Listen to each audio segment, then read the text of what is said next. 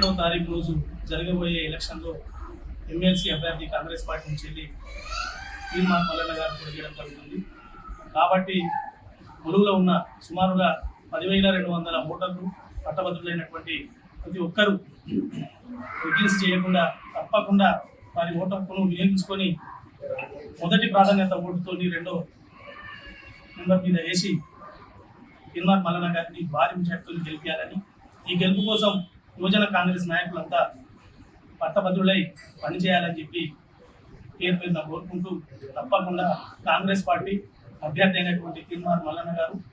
రేపు భారీ మెజార్టీతో గెలవబోతున్నారని మేమందరం ఆశీర్వాదం వ్యక్తం చేస్తున్నాం.